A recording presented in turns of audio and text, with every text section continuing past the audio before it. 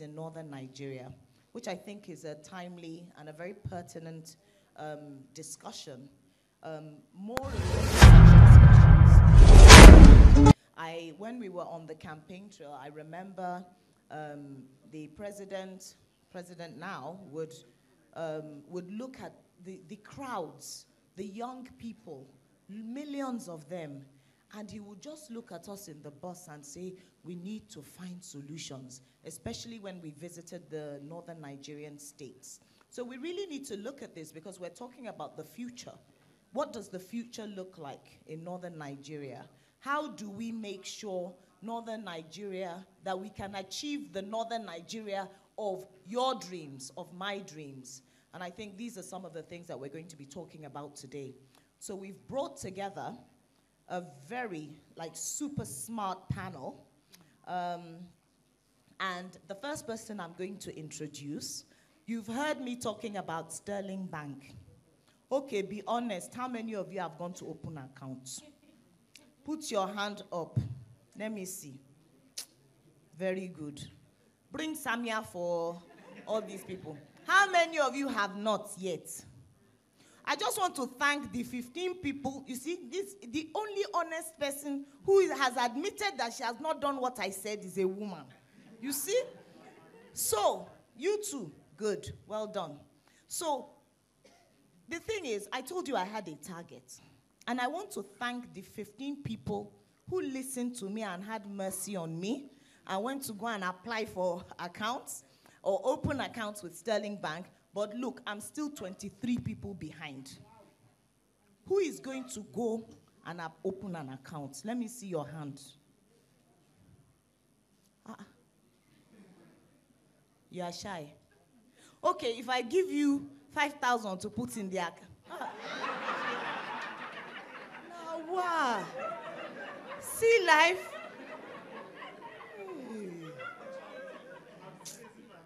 Your hand is still up. Okay. We'll talk later. She didn't even let me finish the question. In fact, you know what? Because you were so keen and so eager, I'm going to give you that 5K to go and open the account. Yes. Please, nobody else should come and talk to me after. So I've talked a lot about Sterling Bank during the course of this festival. And we're really very lucky. If you remember when Yemi Odubi, the ED, actually came up to speak during the opening ceremony, he committed to supporting Kabafest next year and the year after that. I think they deserve a really big round of applause. Because the truth is that events such as this one cannot be carried by the state alone. You need, and we need, support from the private sector. And I went and I spoke to them about it, and they didn't need any convincing. They've been very supportive, and I'm really grateful. And therefore, it gives me great honor to invite the MD, CEO of Sterling Bank, my friend and my brother, Abubakar Suleiman.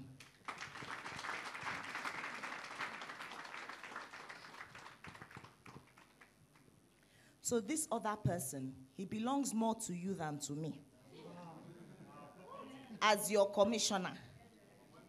But I want him to become my brother too. And when you're doing this programming for these things, you people have no idea what goes on behind the scenes. But this Commissioner for Budget and Planning, Mr. Mohammed Abdullahi, he was so helpful to me when I was looking to fill some of these slots. Sometimes he would recommend somebody for a particular panel. Before I called the person, or when I called the person would tell me that he had already called them to say they have to say yes, if I ask.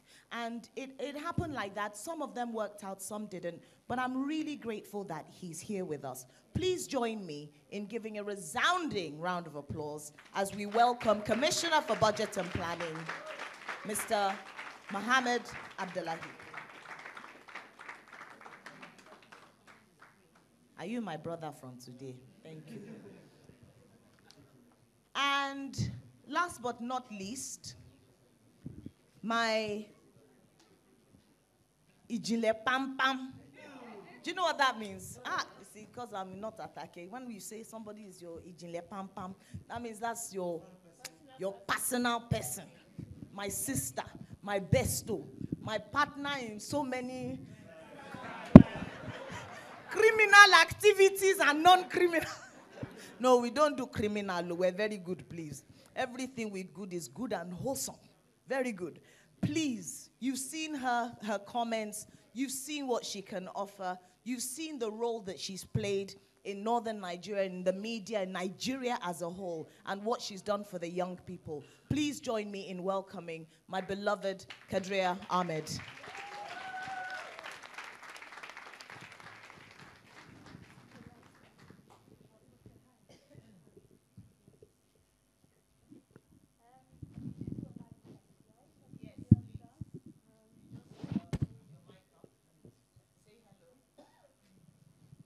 Just say, I am handsome, Abu. Just say it. It's not working. Is yours working? Abu is handsome. Oh, good. Kadaria, you all right? But yours is still not working. Oh. I don't know if you've put it on. It's the switch at the bottom. The other side. And I'm the media person. There we go. Thank you. I couldn't put the phone on. So thank you so much, everybody, for being here. We're supposed to, or we are going to be discussing the obstacles to economic opportunities in northern Nigeria. And I think there's a little summary on your program that kind of summarizes what we're going to try and do. I don't want to waste too much time talking, so I'm just going to dive straight into it. And I'm going to start with you, Abubakar. Is the northern economy as distinct and different from the Nigerian economy? Because we're here supposed to be talking about the northern economy. Are they distinct? Are they different? I think you've just given me the cue I was looking for. I think the idea of a northern economy itself is something that we need to talk about. Because when you create an economic entity, it is because there are certain things that they have in common, either in terms of policies or opportunities. That means that they can collaborate and create better value. I'm beginning to question that.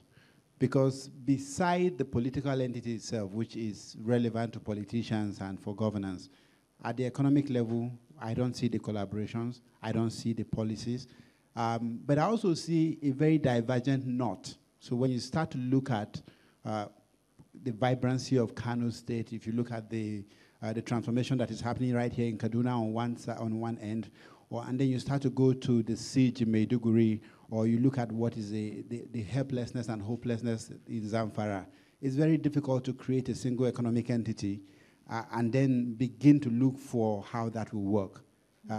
To my mind, if we want to have a northern economy to talk about, there is a need for us to have a conversation around the principles around which this will operate, the things that we agree on, be it public sector or private sector, be it the ruling party or the opposition, and within the public sector itself, be it the civil servants or the appointed officials, there have to be certain elements of the economy that is untouchable. These are the things that we agree on, and that would form the basis for a northern economy.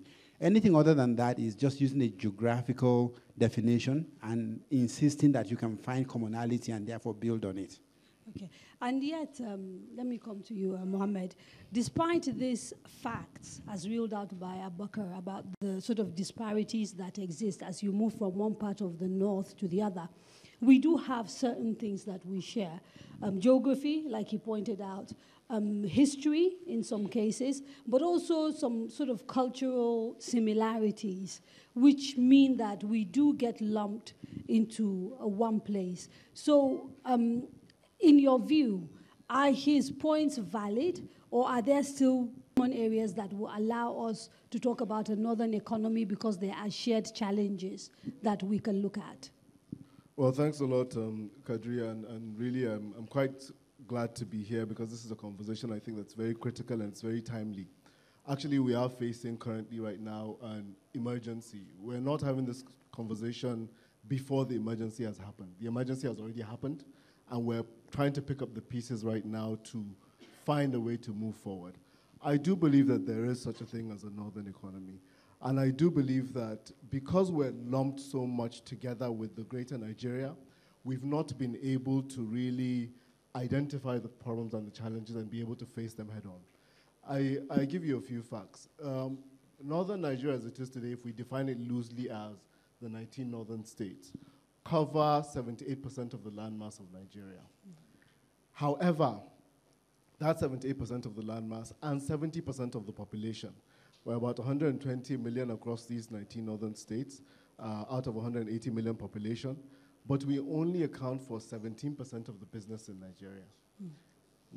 It essentially means that the economies are so thin and so basic in a number of our states that they're not enough to push any sort of growth or development. And that's why you see, for example, that you go to a number of northern states and the main business in those states is government.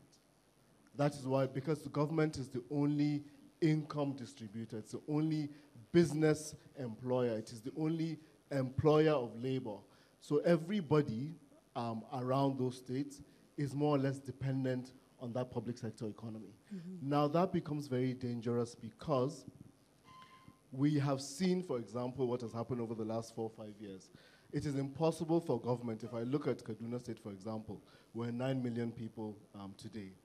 Out of those 9 million people, less than 100,000 work for government, both state and local government. And if you remember 5, 10 years ago, Kaduna was referred to as a civil service state. Now what that essentially means is that 100,000 people control the lives of the other 8.9 million people. It means that every single person in the state gets his income through some means that is linked to this less than 100,000 people, whether it be corruptly gathered or, or gotten as part of their wages. So you can imagine that is why you can see the pervasive levels of poverty. And when you start to try, and this is across the board, in fact, if you look at the economy of the north, you would see that Kano is number 1, okay? Kaduna is number 2, and then all the others fall below that. They're like half of Kano. If you look at IGR for last year, for example, Kaduna made IGR being internally generated revenue in terms of monies that are raised by the state through taxation and other ways. Kano made about 42 billion. Kaduna made 26.5. Everybody else in the north is below 10 billion. Now what that means is that if today the taps were to run dry of oil and we don't get any further income from the federal government, that at least 95% of our states in the north cannot pay their recurrent wages past 1 more month. There are several states in the northwest that are making less than 3 billion naira a year. Okay? Kaduna makes 3 billion naira a month. We've started averaging 3 billion naira a month. We made about 26.5 billion naira last year. However, Lagos makes that amount in a month. So you can imagine, and it is the same thing if you go to the social indices, if you go to healthcare, education. If you put the number of doctors and nurses that are available to an average Southwesterner, that is the same number that's available to 100 Northerners. Okay, so let me bring Abu here. The commonalities he's pointed out are commonalities around essentially poverty and lack. Are they sufficient enough to allow us to sort of come together and begin to think about how we can build a northern economy by addressing some of the issues he's highlighted? I believe that there are sufficient challenges to force a conversation. And I think that where those challenges affects everybody, I think we're more likely to listen to one another. But I also think that there are even stronger commonalities that should drive this conversation. The first one, for instance, is that the environmental challenges and the climate challenges are far more acute in the northern states than the rest of the country. So this is imminent. Mm-hmm. The second one that should also force us to have a conversation is the population explosion in the north. Again, while it is a problem for the rest of sub-Saharan Africa, I think in northern Nigeria it's actually quite huge. You move further to the agricultural economy, or the potential for an agricultural economy in northern Nigeria, which is huge. Then, of course, that immediately takes you to the conflict with the herders, which is, again, more of a northern Nigerian problem. So I don't doubt that there are a lot of things that should drive a common conversation, but I suspect strongly that until we've had that conversation and we've agreed on the principles around which the economy should exist, there are some basic principles that the economy should exist. Okay, so let's have the conversation now. What are they? For me, I have tried to move away from a lot of the theoretical methods around discovering your way forward, because to some extent they don't apply to us, they're not native to us, and often they kind of tend to speak above the heads of people, so you end up not really making progress. Or as Mrs. Jumari said earlier, we talk a lot. So to avoid that, I have simplified it into three critical things, and I call them the three pillars around which an economy should exist. Pillar one is what I like to describe as the environment. And for me, the environment is about a set of rules and behaviors that determines how people will respond. And that includes the entrepreneur, it includes what you call the labor or the employment side, it includes even the people who come in with capital. What are the rules? There is this sense that people need to embrace the use of market-based system because that is the only thing that capital tends to respond to. Very rarely, except maybe in China, can you use the government method to allocate capital. Once government starts to allocate capital, the owners of capital tends to pull back. So that's a big conversation that we must have as a country, but also in northern Nigeria. How do we create an environment where the people who are willing to take risk are willing to come into northern Nigeria? How do we create an environment where it is safe for them to do so? The second part also, and this is equally important, is when you grow and when you create an economy, the workforce is the key part of that economy or that ecosystem. Why should a talented person prefer to live in Kaduna than to move to Abuja or to Lagos? This may sound like something we can take for granted, but the young people who are going to be at the heart of the future economy make the decisions about where to live based on simple things. Even access to culture, the ability to come together the way we have done now is an important part of why they would choose to be somewhere.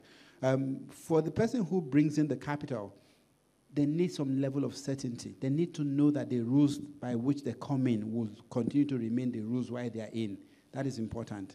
The second pillar, the critical pillar that we then need to address once we have agreed on the rule of the policy is that of skills or skill development. Yes, I avoid using the word education because more often than not, people then go through a school, they end up with a certificate, and they think they are educated and therefore they are workforce. No, I like to think about it as skills. Because you can't have a country where you have millions of graduates who are unemployed and at the same time you have so much unemployment. And at the same time, you are hiring people from across the border. There's something wrong with that. So I like to focus on skills. And skills are very precise. There is a job to be done. I need to know that you've been trained to do that job. The beauty about skills is that it doesn't take a 4-year university degree or a 10-year education. It takes you 6 months to create the skills that you need. Right. So on one end, we must, as a people, focus on creating skills, and we don't necessarily have to even figure out where these people will be employed first. As you create the skills, the market will emerge for them. But as you create skills, you must also create an environment where people will stay back, because you don't want to create all of that skills and then they migrate.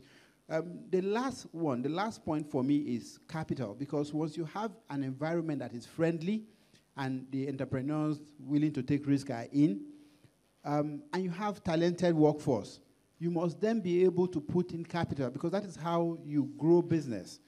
And that is not about bank facility. I always said that the easier part of capital is short-term loan. The most difficult one are the long-term equity capital that is used to start up businesses, the venture capital, the risk capital that encourages people to get out of bed in the morning and start something fresh. And that is a bigger story. It's a story that Nigeria has not addressed. When you go to more advanced economies, you go to European economies, they have centuries of savings from families that have transferred from one generation to the other, and that forms the basis for people taking risk and starting new businesses. We don't have that. And we must make a deliberate effort to begin to create risk capital that will allow young people to start up businesses. The government has done quite a bit of that, and I think it's something that they should continue to do. Okay. Thank you very much, Abu. Now, Mohammed, often we kind of sit down and have this conversation, and I know Abu has tried really hard, if you like, to bring the conversation down to the level that he believes is necessary, because like he said, you don't want to talk about things that people cannot relate to. Still, we hear him speak, and the real practical issues that confront the North are not kind of obviously addressed in the way he spoke. So, for example, death from, mothers dying at childbirth, malnutrition, which leads to stunted growth, which affects the brains of our young people, so they cannot, learn and grow like other people do. Basic education, is well and good to talk about skills, but, when you can't even do ABC, 6 million children roaming our streets without going to school. So, and I can go on and on and on, desertification, all of that.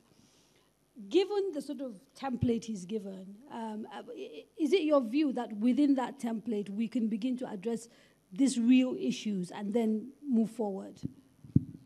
I definitely think we can. I think, though, that I'll start from a theoretical concept and then just drill it down to the basics of what you're talking about.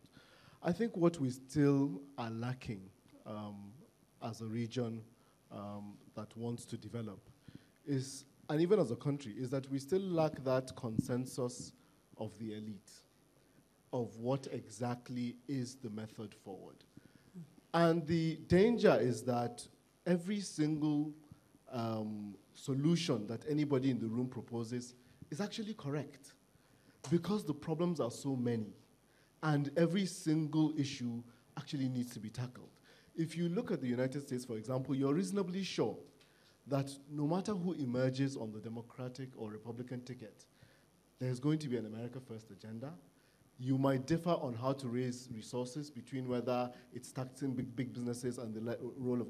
We still don't have that as a country, and we don't have that as a region. So that lack of a consensus by people like us in the room that says, regardless of who is in power today, these are the things that remain important: malnutrition, security, infrastructure, investment. These are the 5 or 6 things. But you end up with 3 years of something, then 2 years of something completely different, then another 1 year of something completely different, and we simply do not have the resources to thin out to do so many of these other things. And a lot of these times, what we've tried to fix are symptoms and not the root causes. So, for example, malnutrition itself is a symptom of something that is much deeper, of inequality, of poverty, of lack of income.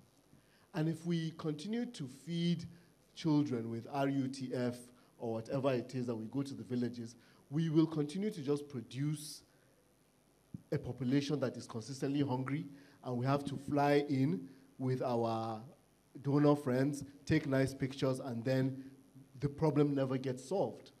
So if we sit down first and outline what do we think are the root causes for these things, a lot of it is jobs. And jobs or governance, and a political elite that really isn't interested in its people, but more politics has become now the be and eat all for a lot of northern elites. Is the biggest, economy for the northern elites. Politics has actually, and I would say something a bit controversial here. There is a debate that political processes or democracy itself are meant to be adopted after a certain level of income, after a certain level of development. Because when you introduce it to economies like ours that are still very fragile and very clannish and very, very divisive, then what you end up with is a very, very conflict-ridden society. Now, fortunately, unfortunately, we're already here, and we're doing this now. So we need to be able to identify the 3, 4, 5 things that we need to do. And amongst that is that first agreement that all of us are going to focus on this, and then the binding constraints that are keeping us where we continue to be. Population is one of it. It's an elephant in the room that nobody likes to talk about. But there is no way that if you take Norway, for example, a country of 5 million people, right, and is the biggest economy in the world, and you compare it to a Kaduna of 9 million people that has the economy of one small household in Norway, or even take Kano or Lagos, you know, these things are problems. If we are going to address, for example, youth unemployment, which is a key driver to insecurity today, we are going to have to address youth at all levels of skill, not only the university, like you mentioned, but also people that have never even been to school. And you need to be able to create those kind of jobs along that chain. Now, I'll give you a very quick example. Last year, I was in a state in the US called Seattle.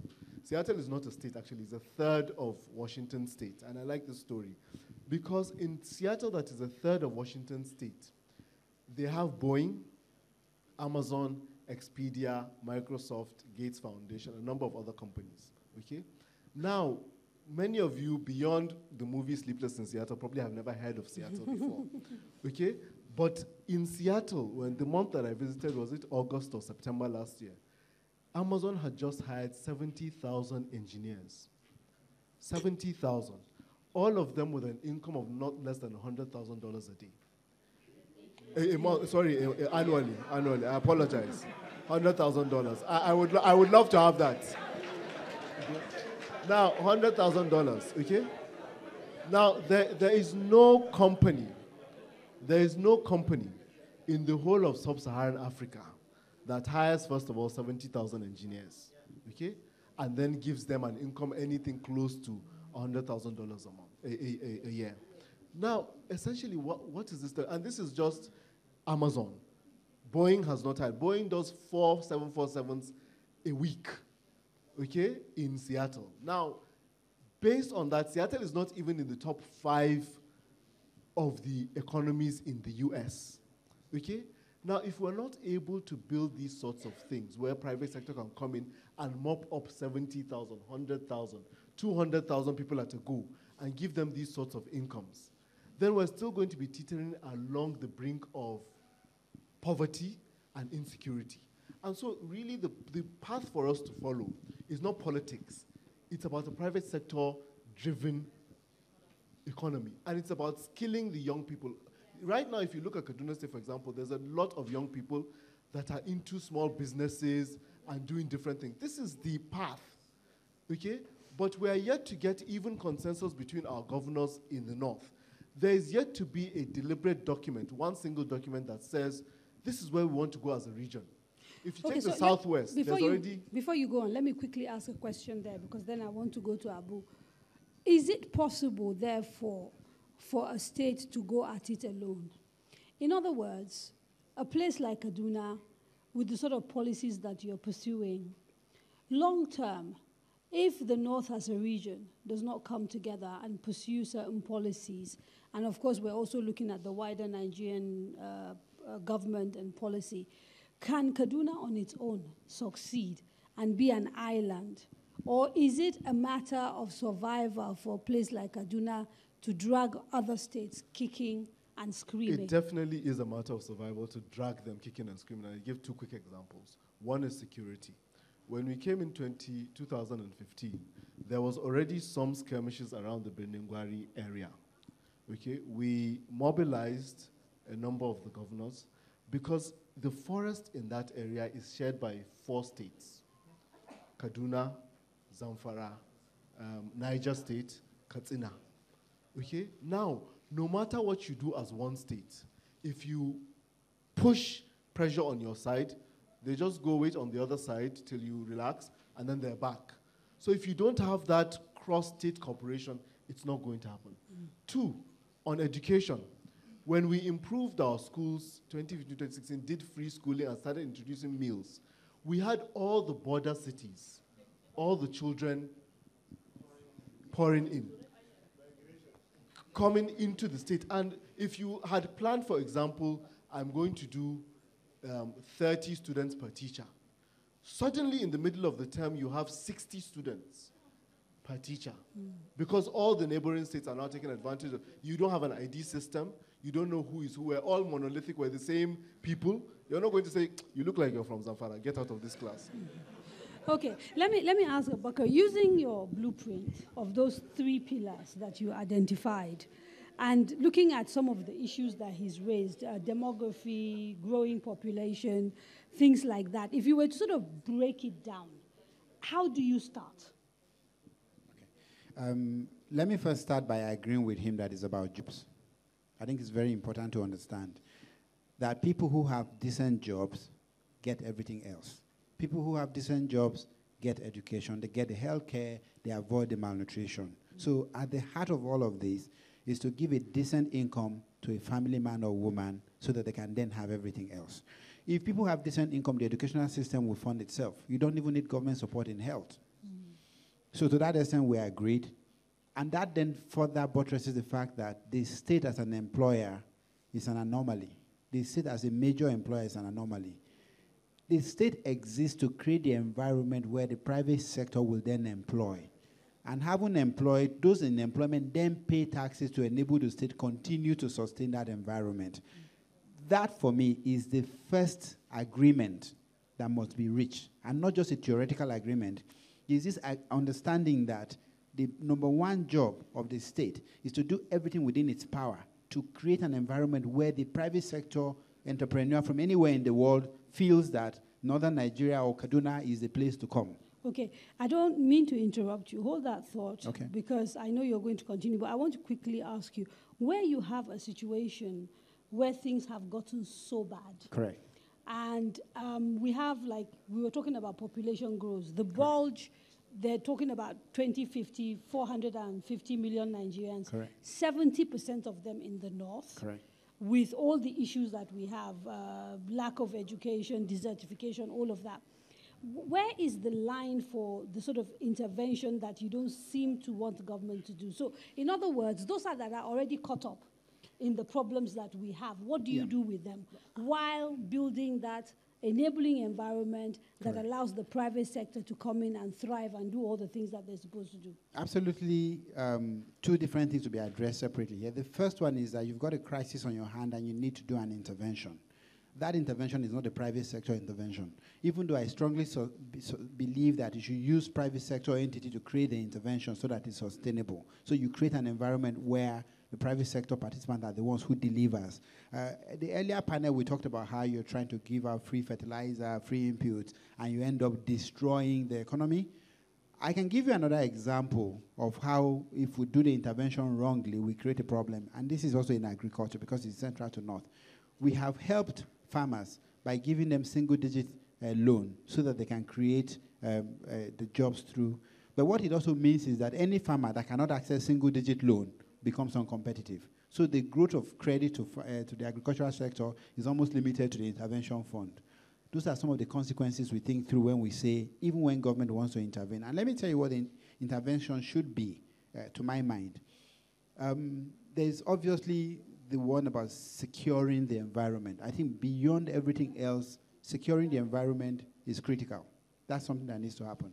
The second thing that government then needs to do, in my view, is to stimulate domestic consumption. And by that I mean to stimulate the consumption of the things that we produce. Sometimes we underestimate how valuable this can be. I'll give you a couple of examples. Rice production today, the couple of the policies around rice has stimulated rice production, and we now consume local rice, and it's increasingly popular.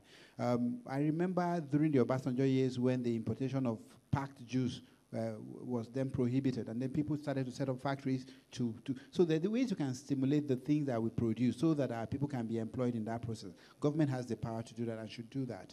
The other one that needs to then happen is, how do we, while we wait for the kind of economy in Seattle that was described, how do we enable our people to be able to earn? So we have a situation where people could earn $50 a month and live a decent life today. How do we therefore focus on enabling that rather than putting all of the available resources into capital equipment that would actually, again, create unemployment? So government needs to look at that. I mean, when we talk about the anchor borrower scheme, we talk about the clusters. Those are ways that you create those environments. So we support people through what looks essentially like grants and charity to get them started, but we also stimulate the growth so that the work that they do forms part of the economy. I think that is one side. And then to move quickly away to the issue of, the topic, which is how do we create economic opportunities? How do we create really jobs, to be honest? The rule number one for me is that if you are suspicious of private capital and you want to rely on private capital to grow your economy, you've got a crisis immediately.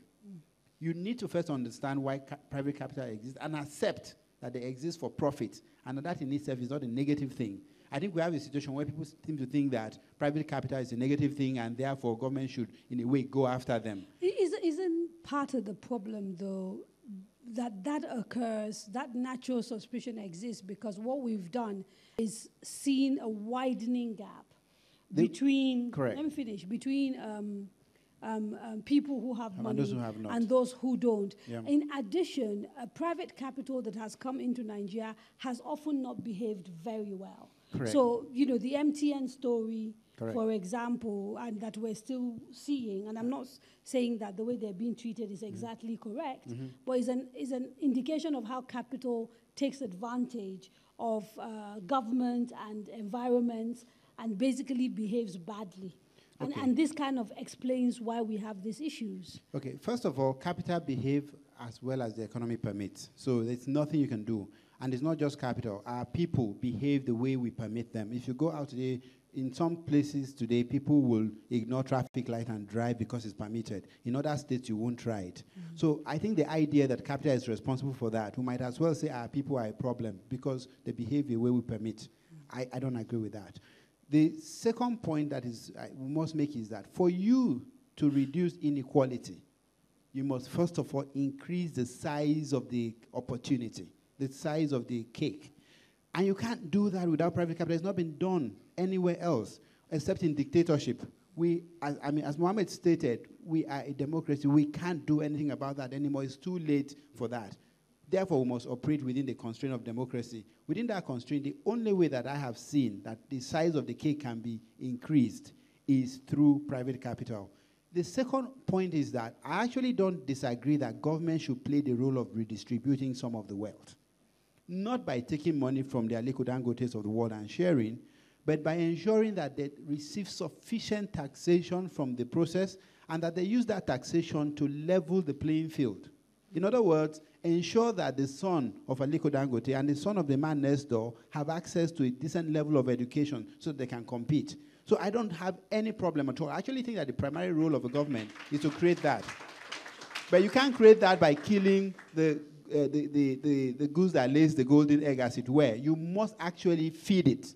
And as you feed it, you then use the proceeds of that to create the distribution of wealth that is a must. That if we don't do, there will be no country for anybody to exist in. Given the urgency of the situation, and I think it's urgent, I don't know that there's anybody who doesn't understand that we've reached a situation now, a tipping point, if you like. What are, in your views, the sort of immediate things that need to happen? Well, I think probably around 4, 5 things. I think urgently we need to come around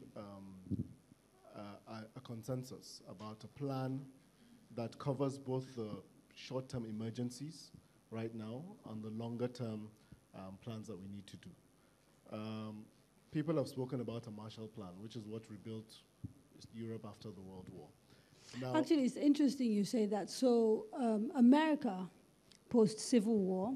Very similar situation to what we have here. In their own case, it was the South that was very poor. They'd lost the war. Their economy had collapsed because it was built on the back of slavery. They were not as educated. They were very conservative. The North had, the educated people, and what they did was they had 2-3 strong senators that were Southern senators who went basically and convinced the North that if the Southern economy is not brought up to at least a certain level, they will continue to drag the United States down, and that was a danger, not just for the economy, but for the existence of the United States. And they did get a Marshall Plan. Yeah. So do we need a Marshall Plan for the North? We absolutely do. I think it's already beyond required. We need, in a situation whereby 70% of the population is contributing only 17% of growth and is sharing the resources. So in Nigeria, for example, the GDP per capita is about $2,800. In the North, it's more like $700 or $600. So it is an emergency right now that we need to put in financing and a deliberate plan. Now, part of that deliberate plan has to be a huge infrastructure and public works program, because we have significant gaps right from social infrastructure to economic infrastructure. Social infrastructure, if you look at, just take an example of Kaduna, for example, we are short of about 6,000 schools today, okay? So for you to have the number of classrooms that would absorb 4 million children that are school-going age today, you need to build that. We do not have the resources to do that right now without any sort of significant intervention. If you go to the hospitals, it is the same story. And Kaduna is actually the best, one of the best out of the North. Places are much, much worse than here. So we do not need that quickly. Now, infrastructure public works would absorb significant amount of labor, both from the unskilled part to the skilled part. So you already start creating those incomes that are required. The next is that we then need to also focus on, along the value chain of the young people that we have, what do we need to skill them up for? We've been fixated on agriculture, but what we probably need to focus on now is technology and get them ready for 5-10 years from today, where we can be the India, because India has now started becoming too expensive for outsourcing. So we need to position ourselves, and we already have that labor skills. Now, the other thing we need to look at is industry. If you look across the North, all our manufacturing has depleted. We're back to probably 2%, 3% of manufacturing across the North. We need to kickstart that again through industry. And the other most important thing is we need to open the economic corridors. There is still no port that goes all the way to the hinterland. Now, we face significant constraints on that because there's no country around the world. If you look at all the countries that have developed, they are close to a port. They are close to a large pot of water. We have the Barrow Port in Niger State, which has been an ongoing project for almost forever. I hear it's almost completed. This is something that has to be a priority to finalize, to be able to bring goods right up to Niger State and then distribute. It is more expensive for you to move a container from Brno to Lagos than to fly that container from New York to Lagos. So no, the critics of that plan have talked about opening up the North using railways. I take it that you don't see that as a viable...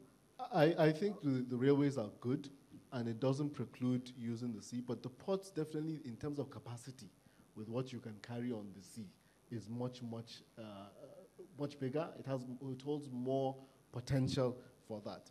But the last thing that I would say is that resource mobilization. We are currently constrained. I mean, I think since we returned to democracy, like it or not, probably this is the first set of governors that we've had that are not competing about the length of their convoys or the Mercedeses that they're driving. But they are constrained by income. If you go across the states, they want to do work. If you look at the competition that is now on between even governors in the North, it is about, okay, who is working and who is not. That conversation is important. But they have no income. They're making 2 billion naira a year, 3 billion naira a year. That's not enough to lay 10 kilometers of solid road. So we have these issues, And we need to utilize private capital, yes, but we need to also be even more innovative. And we need to look ultimately at this sharing formula between the states and the federal government. The federal government is an entity that takes 54% of the resources of the country. The states all share about 36%. The local governments take much less. Does it make sense?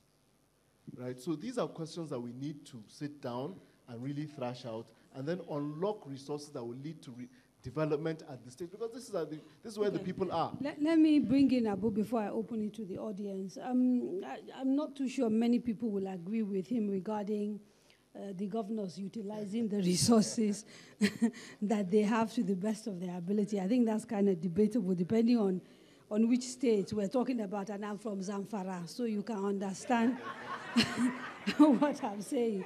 But a Marshall Plan, detailed 1, 2, 3, 4, 5 steps that he thinks can happen. Does that work, do you think, in your view? Or I think the first point to note is that for you to have a Marshall Plan, you need a Marshall. And we have got no Marshall right now. When you look at the state of Nigeria itself and the southern part that is deemed to be well off, they're in a crisis of their own. Have no doubt about it. It just happened to pale in comparison to what we are going through. So there is no Marshall. It's not China. It's not the U.S. It's not southern Nigeria. We haven't got one. So we need a plan. But we need to recognize that that economic might behind a sovereign entity that follows every Marshall Plan and execute doesn't exist for us. So it's something we need to face. Before we open up, comment on whether it is rail or port. I actually think that you need both.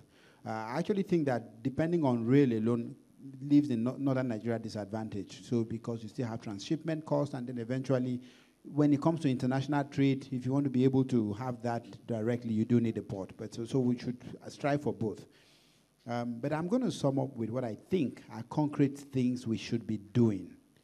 I understand the work that has started in agriculture, but I think we haven't even scratched the surface. Not because we're not focusing on it, but because the real work in agriculture is to increase productivity and to create premiums.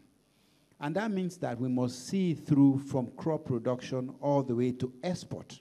It shouldn't even stop at going to the local market. We need to create that framework that allows us to see the product that comes from our land all the way to export. That way we get the true economic value for the work we do. Right now, the people who produce the goods get less than 10% of the economic value that is embedded in that. If we can increase that to 50%, imagine 50% of that. It changes the agricultural landscape completely. The second thing that we must do, for me, is power. Everybody recognizes that there's a crisis in power. Northern Nigeria is uniquely positioned to take advantage of that by focusing on renewable energy, specifically on solar, starting from developing the skills to install basic solar and maintain them, or to build large solar mini grids. We can begin to put that facility together today. Or if the grid itself works, this is the best place to generate solar. Somebody told me recently that there's a place in Kano that has the second best spot in the world for generating solar energy. So we have that. We need to work on that. It is incredibly labor intensive and can create a high level income. The third one is building and construction.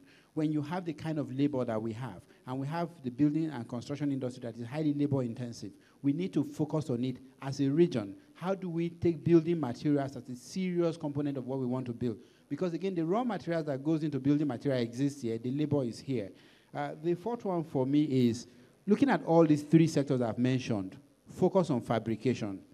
If we build the capacity to fabricate for agriculture, to fabricate for solar power, to fabricate for buildings, we will be able to create huge employment. And then obviously I must round up by saying technology, which is something that we all agree on, and we all feel that is the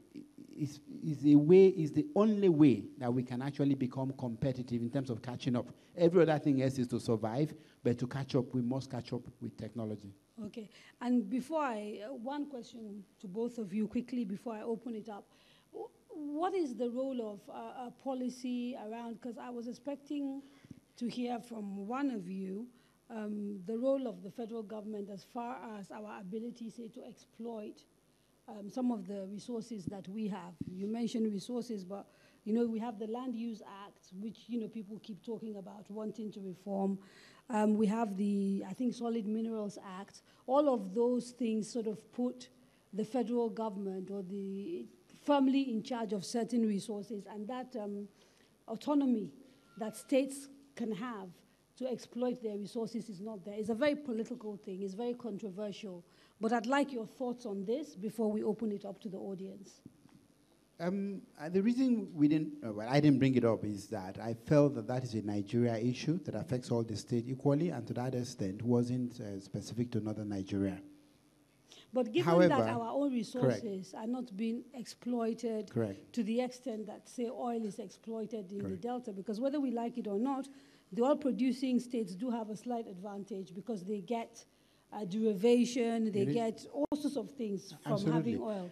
And our resources have not been exploited to that extent. Absolutely. So it is kind of relevant to us. It is relevant, and it is, I am for, I mean, the concept of the federal government today and the role that it exists to play is something that has, to my mind, failed. And I said this because the primary responsibility of the federal government is security.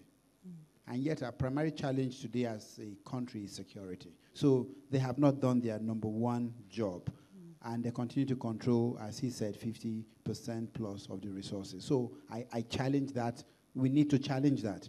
And the proponents of restructuring, I think the problem is that we tend to think of restructuring in a linear way, and we almost always think of it as some kind of delineation.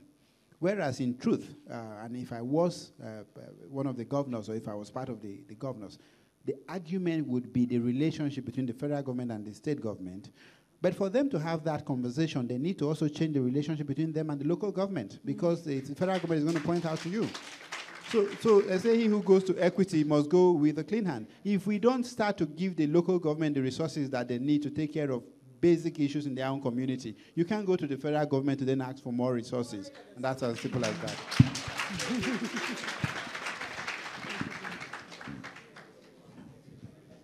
I think I would largely agree with Abubakar's point.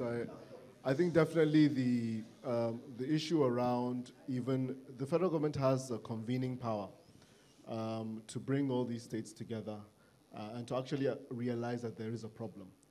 But for the federal government to convene that power, the governors themselves or the political leadership at that level must be aligned and must agree that there is a problem, and this is what role the federal government is going to play versus what we are going to play, and what more do we need them to cede to us.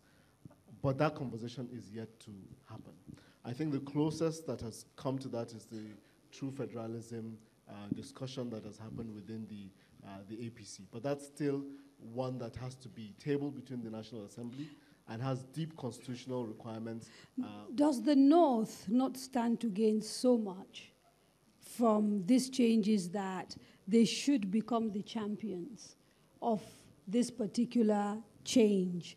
Because, you know, often when you, I mean, and Abu used the big word that everybody uses, which is restructuring.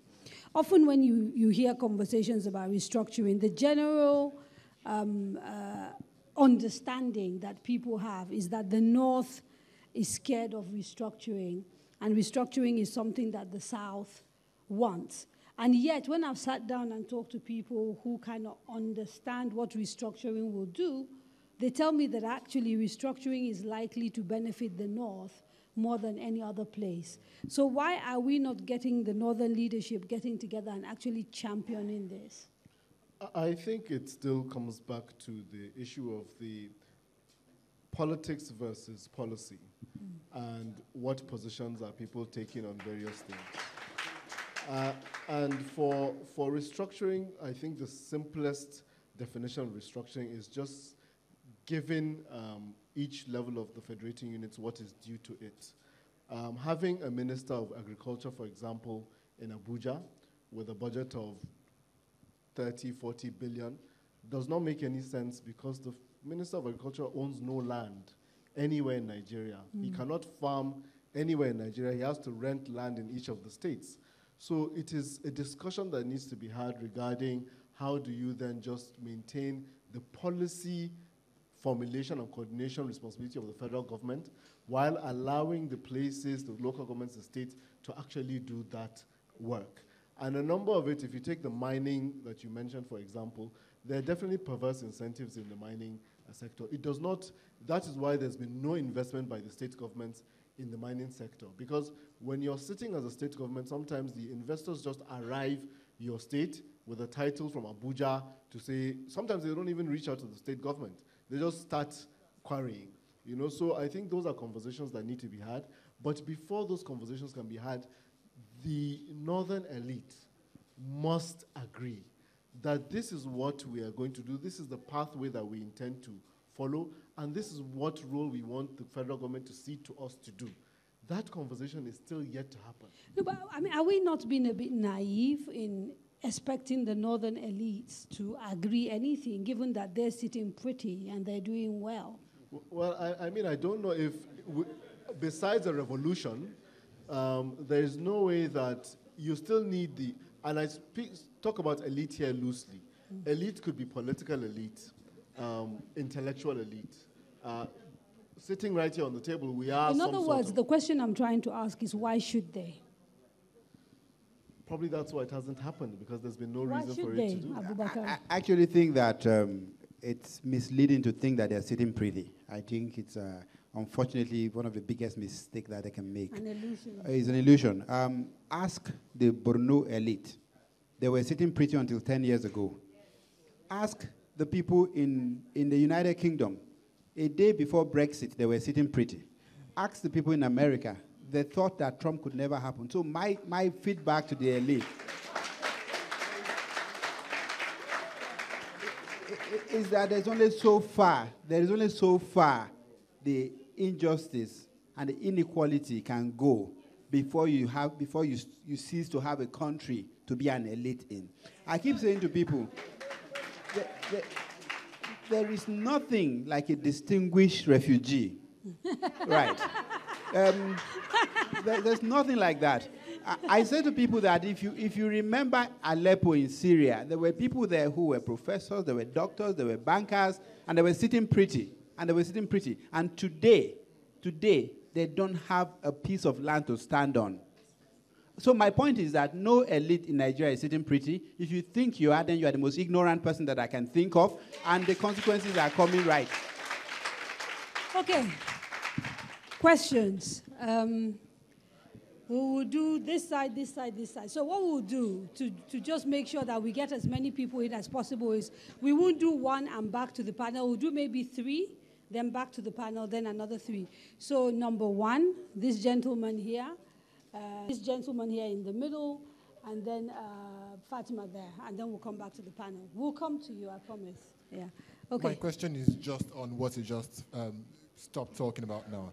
And that's the idea of, if you still think this is a point that the elite need to understand, how can this point be driven beyond the things that have happened already in Nigeria? So there are people who thought that the financial crisis we had a couple of years ago was what will wake people up, but that did not happen, and that hasn't happened. So, I mean, is there something in the imagination beyond a crisis of the kind you describe? I mean, is it until when everything crumbles that everybody will wake up? Is there something in the imagination that can wake the elite up at all, if it exists? Thank you. Sir. Okay. My question goes to Mohammed.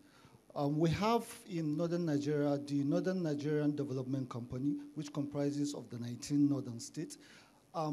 Before now, their mission is to advance the commercial and industrialization of the northern states.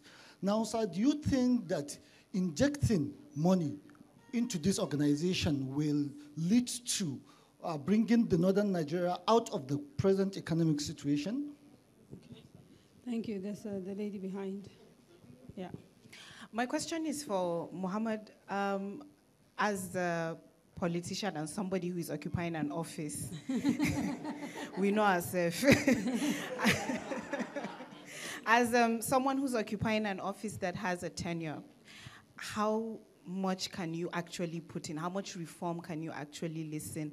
When the ones who are the real politicians, how do you get them to listen to the reforms that you are thinking of?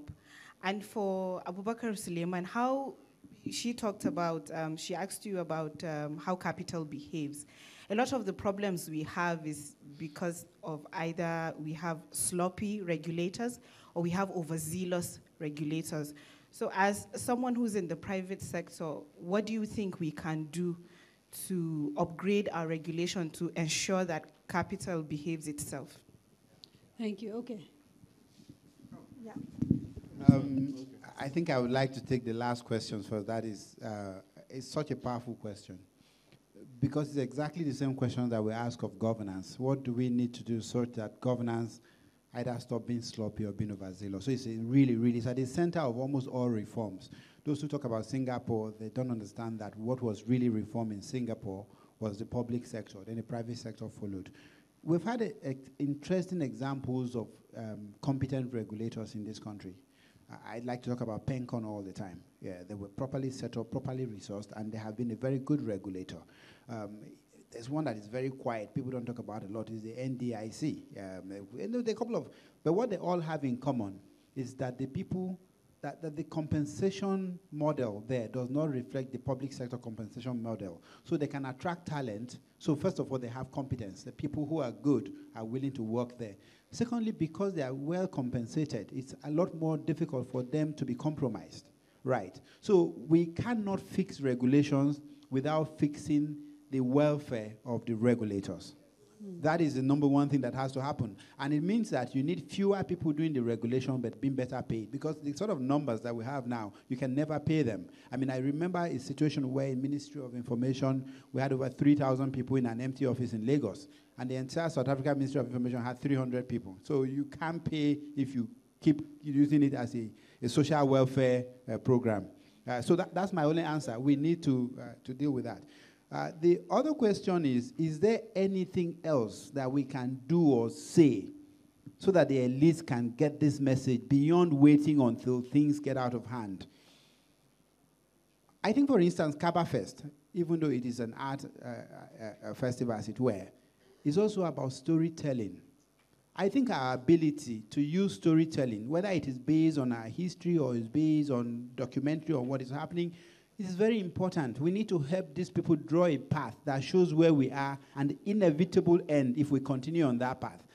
And let me be clear, what elite is always used to people think they're talking about the politicians. You're wrong.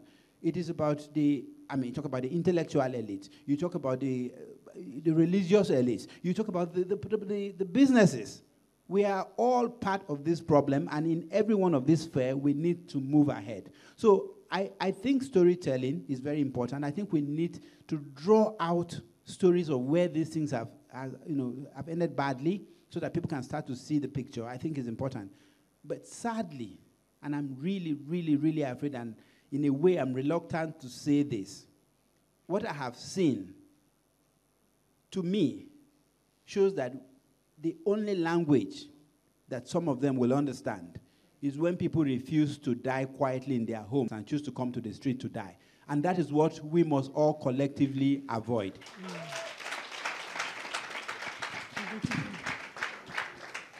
I mean, I'll take off from that point and maybe link up to his question. When the Boko Haram crisis started, I think there was a part of us that was hopeful that this would suddenly make everybody to see what kind of problems we were in terms of education, lack of income, and force our leaders to actually come out with something that is emergency and important. So it was very, very, very disheartening, I think, to all of us, when even within that crisis, a section of the elite used that to actually build themselves even more. We had people that were building bigger and bigger and bigger mansions with resources that were meant to fight a crisis. So you just lose hope sometimes when you come across people in IDP camps and resources are released to help them, and then somebody takes the resources and builds a mansion in Abuja. You know, it is the heart of cruelty. And for me, for all those kind of moments, I have really questioned whether there's anything more serious than that.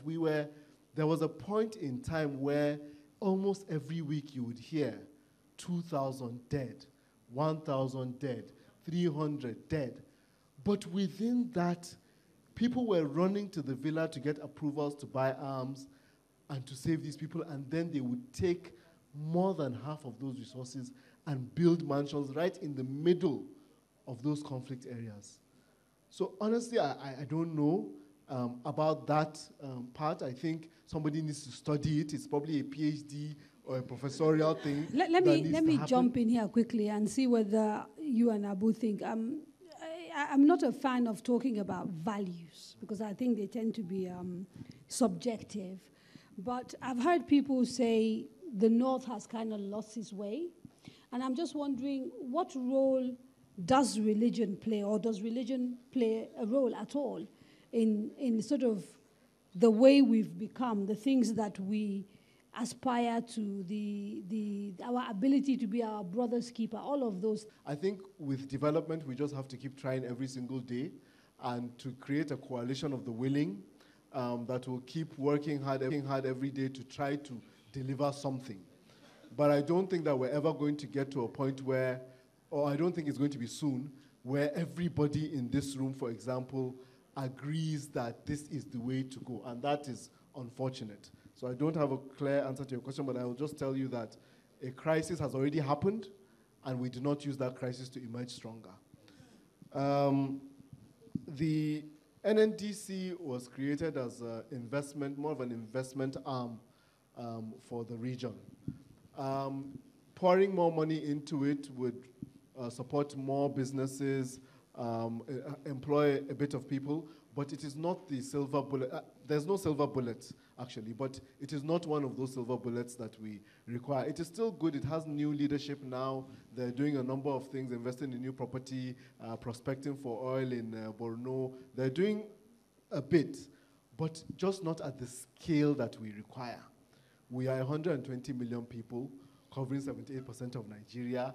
We are mostly poor, uneducated, and just not where we need something massive, right? And it's just not there. It can be retooled to be there, but right now it's not the vehicle, I think. It's the governments that need to do something. There are significant resources that go to government, and they can do a lot, and we need to just sit down and get them to do more work. On the last question, how much reform can you actually do? You know, it's an important question, and it's a dangerous question. It's dangerous because sometimes when you look at the quantum of the problem and you imagine what your role is in trying to solve all of this, there's a likelihood that you can give up and just say, I'm going to pack up and go home. But what I have lived by, I think, is I watched a movie once about 10 years ago that said that 1,000, every single day in a seat of government is worth 1,000 days outside of government. And that's how I've lived at least my government years. Every day I take it as the last, and what can I do? Because if you're in government, today if I walk into my office, I can say, I think we need to build 300 new hospitals in Kaduna State, and start the paperwork to do that, and eventually someday it might come to fruition. If you're outside, you're probably gathering a couple of friends, you want to donate a borehole, you know, it takes 10 of you, 6 months to put together the resources.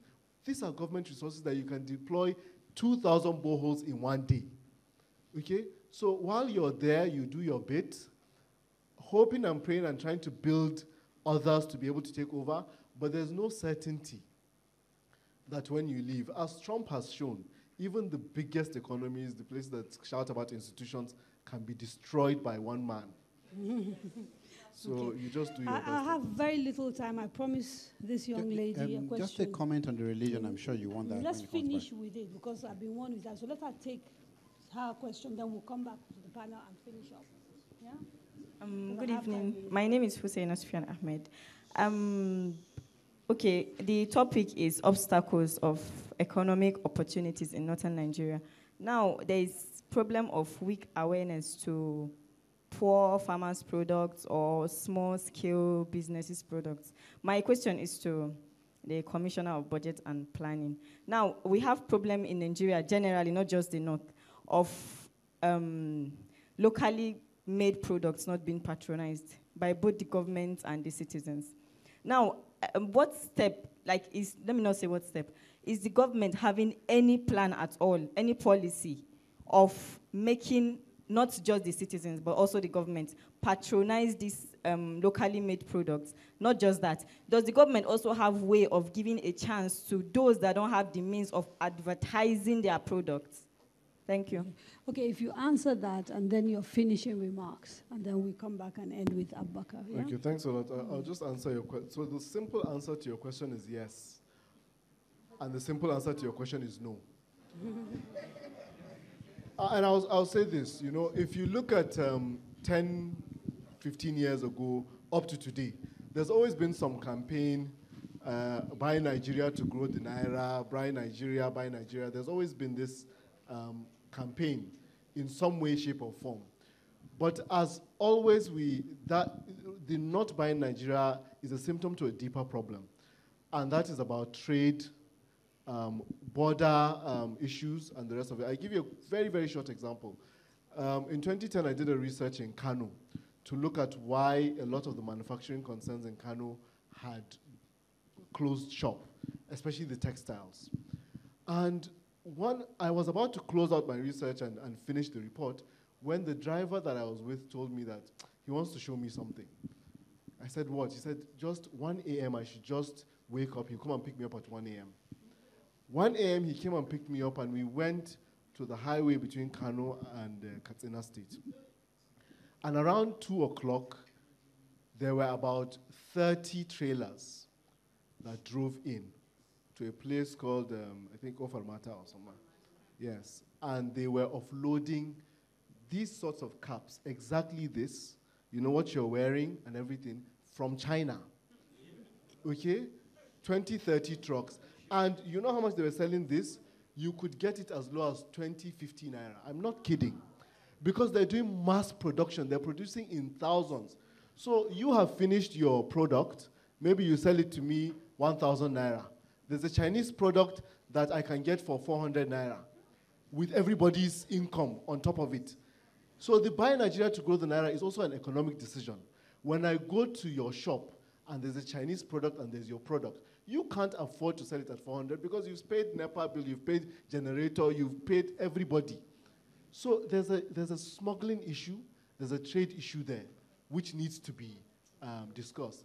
The other question was about government support to businesses. Have you done CAD-STEP, for example? There's a Kaduna Startup Entrepreneurship Program. Just go on the website. You do an 8 weeks program, and we find financing from you if you pass. So just do cadstep.org, and then we Thank talk you. later. Abubakar? Including final remarks. Yes. So the quick one is the issue of whether religion plays a role in where we are today.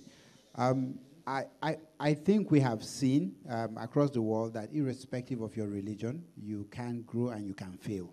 So I think we can't unfortunately blame that. Religion is part of the body of things that forms our culture. However, there are things that needs to change as well because the society has changed. A simple example is that when we say we have 120 million people, over half of them are women. If we come from a culture where these people are not educated or trained or encouraged to go out and earn a living, in truth, you have already reduced your workforce by half, right? So there are cultural issues that we need to deal with, and we must start dealing with them. The second comment for me is one that relates to the NNDC and whether or not putting resources behind them is the way to go. The entire government of Nigeria does not control 15% of the GDP of this country. So when you keep looking to government to put money behind enterprises, you're missing the point. What you need to do is to do what those who control the 85% of GDP need so that they can put their hands in their pocket and go out there and invest. That's all that is required. Even if they bring out 10 or 15% of what they hold, it's already more than what the government can put out. So the government needs to focus on these people who hold the money, whether they are small, they're entrepreneurs, or they are big investors. What do I need to do? Because the moment they put their hand in their pocket and they invest, then the government will see the jobs, the government will see the taxes, the government will see the opportunity for growth. So I keep saying the little resources that government has, they should dedicate it in convincing me that I should come into Kaduna or go to Kanu and put a business there, because when I go there, the problems that I face in other places, that they will help me solve it. Believe me, that is how you bring in money from Siberia, from anywhere in the world. Money will come. But you need to assure them that the opportunity is real, that you give them cover from the things that are uniquely Nigerian that they cannot deal with, like corruption, for instance. Some governments are enabling businesses to say, you know what, we will help you with the approval so you don't have to face the issues with civil service. So believe me, NNDC should focus on creating that environment rather than trying to invest themselves. They just will never have enough resources. On a closing note, I think it is important that Kaduna State takes something away from this, because they have put the resources here. And what I want you guys to take away is that Lagos State as a model did not wait for the Southwest to be ready before they started their journey. They were determined to succeed, and that determination is now creeping in. And you see Ogun State making real move now towards transformation. We see even Oyo State. So what I'm saying is that the work that has started in Kaduna will influence the government of northern Nigeria if you just see it through. And by seeing it through, I don't mean get to some end state. It is simply demonstrating conclusively that your model is a better model, period. Thank you very much. A round of applause, please, for Abubakar and for Mohammed. Thank you. And a huge, huge thank you to Miss Kadaria Ahmed. Please take your group photo. And we're going to dive straight into the next panel, Live and Let Live, Religious Freedom in Northern Nigeria.